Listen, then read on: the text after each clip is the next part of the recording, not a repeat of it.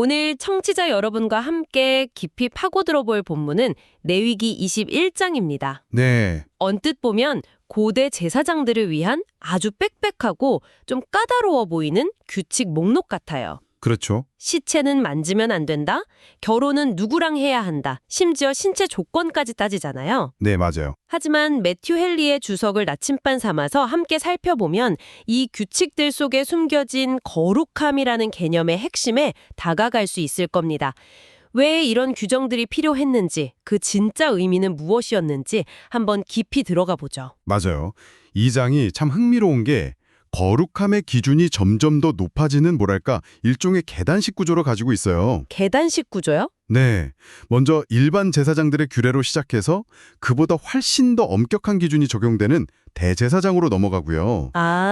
마지막에는 신체적 흠이 있는 제사장이라는 아주 흥미로운 사례까지 다루죠. 이 과정을 따라가다 보면 하나님이 당신을 섬기는 사람들에게 무엇을 기대하셨는지 그 그림이 아주 선명하게 보일 거예요. 좋습니다. 그럼 그 첫 번째 계단, 일반 제사장들의 삶을 들여다보는 것부터 시작해 볼까요? 네, 이들도 보통 사람들과는 완전히 다른 삶을 살아야 했던 것 같아요. 네. 그들의 임무가 백성에게 정한 것과 부정한 것을 분별하도록 가르치는 것이었으니까요. 그렇죠. 그러니 그들 자신의 삶이 먼저 그 기준의 본보기가 되어야 했어요. 그래서 첫 번째 규정부터 아주 강하게 시작되죠. 바로 죽음, 시체를 대하는 태도에 관한 거예요. 맞아요. 이 부분이 정말 인상적이었어요. 기본적으로 시체에 가까이 가서 자신을 더럽히면 안 된다는 거잖아요. 네, 이게 왜 그렇게 중요했던 건가요? 단순히 위생 문제라기엔 너무 엄격해 보이는데요. 좋은 질문이에요. 당시 문화에서 시체는 죄의 결과이자 가장 강력한 부정함의 원천으로 여겨졌어요. 시체에 한 2m 안으로 접근하거나 장례 천막에 들어가는 것만으로도 율법적으로 7일 동안 부정해졌죠. 7일 동안요? 네. 그렇게 되면 하나님의 거룩한 성소에서 직무를 수행할 수 없게 되니까 제사장에게는 이건 곧 실직 상태를 의미하는 거였어요. 직무와 직결되는 문제였군요. 바로 그거죠. 그런데 제사장도 사람이잖아요. 만약 자신의 부모님이나 자녀가 세상을 떠났다면요. 그 슬픔을 외면하라는 건 너무 가혹하게 들리는데요. 바로 그 지점에서 하나님의 배려를 엿볼 수 있어요. 예외가 있었나요? 네. 부모, 자녀, 형제, 그리고 아직 결혼하지 않은 누이처럼 아주 가까운 혈육의 경우에는 예외를 허용해 주셨어요. 인간의 본성적인 슬픔과 애정을 무시하지 않으신 거죠. 다행이네요. 7일간은 직무를 내려놓고 충분히 애도할 시간을 가질 수 있었습니다. 하지만 거기에도 조건이 붙죠. 애도는 허락하지만 그 방식에는 제한이 있었어요. 맞습니다. 머리털을 밀거나 칼로 몸에 상처를 내는 행위는 금지되었더라고요. 이건 왜 그랬을까요? 그건 당시 주변 이방 민족들이 하던 장례 풍습이었기 때문이에요. 이방의 풍습? 네, 그들은 죽은 자를 위해 그런 자해 행위를 하면서 자신들의 신에게 어떤 의식을 치렀거든요. 하나님은 당신의 제사장들이 그런 미신적인 행위를 따르는 것을 원치 않으셨어요. 그렇군요. 그리고 더 중요한 이유도 있는데 제사장들은 하나님의 위로와 부활의 소망을 아는 사람들이잖아요. 그렇죠. 그래서 소망 없는 다른 이들과 같이 절망적으로 슬퍼해서는 안 된다고 본 거예요. 그들의 절제된 슬픔 자체가 백성들에게 또 다른 가르침이 되는 셈이었죠. 와. 그러니까 제사장의 거룩함이라는 건 단순히 성소 안에서만 지키는 게 아니라 네, 삶 전체에 적용되는 거였죠. 삶의 가장 비통한 순간에도 드러나야 하는 정체성 같은 거였네요. 일종의 공적인 브랜드 관리 같기도 하고요. 그거 아주 정확한 비유예요. 제사장 한 명의 행동이 하나님의 제단이라는 브랜드 전체의 명예에 영향을 미치니까요. 맞습니다. 그런 브랜드 관리는 결혼 문제에서도 아주 중요하게 다뤄졌어요. 결혼 문제요? 네, 제사장은 평판이 나쁜 여성이나 이혼한 여성과 결혼할 수 없었습니다. 제사장이 아내 될 사람 역시 그 직무에 흠이 되지 않도록 단정해야 했기 때문이죠. 게다가 제사장 직분은 세습되었으니까 거룩한 씨를 보존해서 가문의 명예를 지켜야 할 책임도 있었고요. 정말 삶의 모든 영역이 촘촘하게 얽혀있네요. 그중에서도 제사장의 딸에 대한 규정은 현대적인 관점에서 보면 정말 충격적이에요. 네, 그렇죠. 만약 그녀가 성적으로 문란한 행동을 했다면 아버지를 욕되게 한 죄로 불에 태워 죽이라고 되어 있잖아요. 이건 너무 과한 처벌 아닌가요? 네, 오늘날의 시각으로는 이해하기 어려운 가혹한 형벌이죠. 네. 주석에서는 이것을 단순한 개인의 일탈로 보지 않았기 때문이라고 설명해요. 그 행위는 단지 아버지의 얼굴에 먹칠하는 것을 넘어 제사장 직분 전체와 하나님께 드리는 제사의 거룩함을 모독하는 행위로 간주되었어요. 아, 그렇게까지요. 네. 그래서 다른 모든 제사장 가문의 강력한 경고의 본보기가 되도록 가장 엄한 벌을 내렸던 거죠. 알겠습니다. 일반 제사장의 삶도 이렇게까지 엄격했는데 여기서 거룩함의 기준이 한 단계 더 올라가는군요. 맞습니다. 이른바 레벨업이죠. 네, 대제사장에게는 대체 어떤 특별한 점이 있었던 거죠? 대제사장은 말 그대로 특별한 존재였어요. 머리에 거룩한 관유 부음을 받고 다른 제사장들과는 구별되는 화려한 예복을 입었죠. 아, 이스라엘 전체를 대표해서 1년에 단 한 번 지성소에 들어갈 수 있는 유일한 사람이었어요. 그의 신분과 권위가 남달랐던 만큼 그에게 요구되는 성별의 기준도 상상을 초월했습니다. 그 상상을 초월하는 기준이라는 게 부모가 돌아가셨을 때조차도 애도할 수 없었다는 부분에서 정말 입이 떡 벌어졌어요. 그렇죠. 머리를 풀거나 옷을 찢는, 당시에는 아주 일반적인 슬픔의 표현조차 금지되었다니요. 네, 이건 정말 비정하게 느껴질 수도 있는 규정이에요. 하지만 여기에는 중요한 상징적 의미가 담겨 있어요. 어떤 의미죠? 대제사장의 직무는 대체 불가능했어요. 만약 그가 시체를 만져 부정해지면 성소의 모든 일이 중단될 수밖에 없었죠. 아, 그래서 어떤 사적인 슬픔도 하나님의 공적인 일보다 우선될 수 없다는 것을 온몸으로 보여줘야 했던 겁니다. 심지어 성소에 있는 동안에는 가족이 임종을 앞두고 있다는 소식을 들어도 밖으로 나갈 수 없었다고 하더라고요. 네, 맞습니다.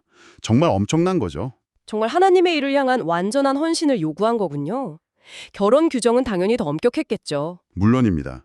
일반 제사장은 과부와 결혼할 수 있었지만 대제사장은 오직 자기 백성 중에서 처녀와만 결혼해야 했어요. 오직 처녀와만요? 네, 그리고 여기서 아주 흥미로운 신학적 해석이 등장해요. 어떤 해석이죠? 주석에 따르면 구약의 대제사장은 신약의 예수 그리스도를 예표하는 일종의 그림자 같은 역할을 해요. 아, 그리스도의 모형? 네. 그런데 신약 성경 고린도후서 11장 2절을 보면 교회가 그리스도께 바쳐져야 할 순결한 처녀로 묘사되거든요. 네, 그렇죠. 이처럼 대제사장이 순결한 처녀와 결혼해야 한다는 규정은 장차 오실 그리스도와 그의 순결한 신부인 교회 사이에 완전한 관계를 미리 보여주는 상징적인 의미를 담고 있다는 해석이에요. 잠깐만요. 이건 정말 놀라운데요. 그러니까 단순히 가문의 순수성을 지키는 차원을 넘어서 네. 훨씬 더 큰 그림, 그러니까 그리스도와 교회의 관계를 미리 보여주는 신학적인 상징이 이 결혼법 안에 숨어 있었다는 거잖아요. 바로 그겁니다. 와, 이건 진짜 생각도 못했어요. 네, 레위기의 율법 조항들을 이런 상징적인 차원에서 다시 읽어낼 때 그 깊이가 완전히 달라지죠. 그러네요. 단순한 고대의 법률 목록이 아니라 더 큰 구원의 이야기를 향한 복선처럼 보이게 되는 거예요. 지금까지 거룩함과 완전함이 계속 강조되었는데요. 그런데 삶이 늘 완벽할 수는 없잖아요. 그렇죠. 만약 제사장 가문에서 태어났지만 선천적으로 시각장애가 있거나 몸이 불편한 사람이 있었다면 어떻게 되었을까요?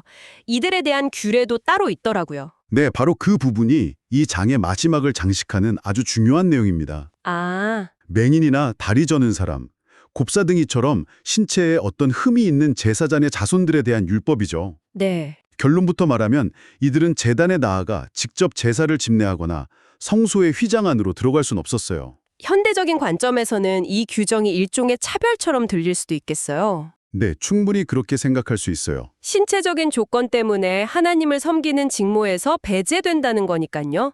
왜 이런 규정이 필요했던 걸까요? 주석은 그 이유를 하나님의 제단과 성소의 존엄성을 지키기 위함이었다고 설명해요. 존엄성이요? 네.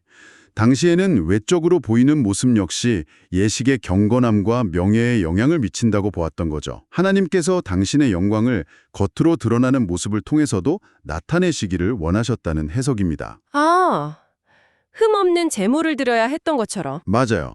그 제물을 드리는 제사장 역시 외적으로 흠이 없어야 한다는 개념이었어요. 그렇군요. 그럼 이들은 제사장 가문에서 태어났어도 완전히 다른 삶을 살아야 했던 건가요? 어떤 대우를 받았죠? 바로 그 지점이 이 율법의 핵심적인 은혜라고 할 수 있어요. 은혜요. 네. 그들은 제단에서 직접 일할 수는 없었지만 제사장 가문에서 완전히 배제된 것은 아니었어요. 22절을 보면 명확히 나와요. 22절이요? 네.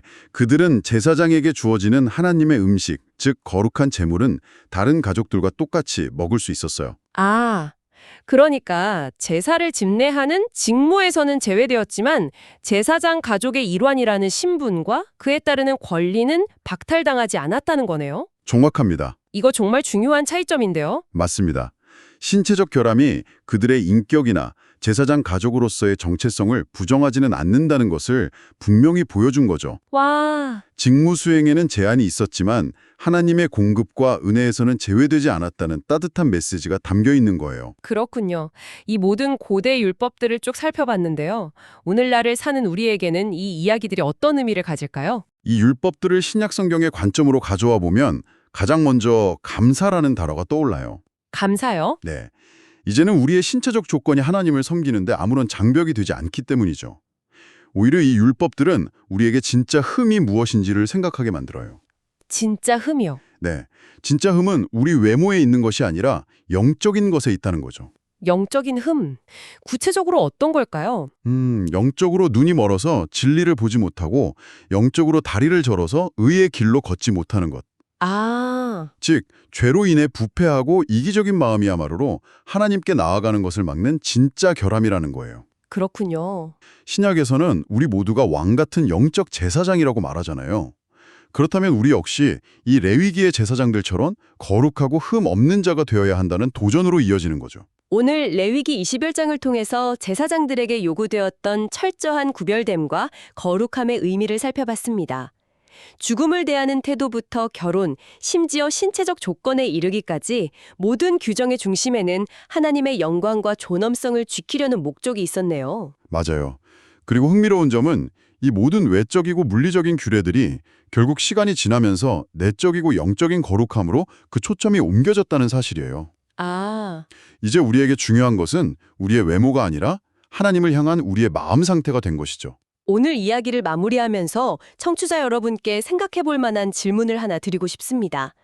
주석의 마지막 부분은 우리가 언젠가 하나님 앞에서 티나 주름 잡힌 것이 없는 온전한 모습으로 서게 될 것이라는 희망을 이야기합니다. 네. 레위기의 엄격한 신체적 기준을 생각해 볼 때 오늘 당신의 삶에서 흠없는 영적 거룩함을 추구한다는 것은 어떤 의미일까요? 스스로에게 한번 질문해 보시면 좋겠습니다.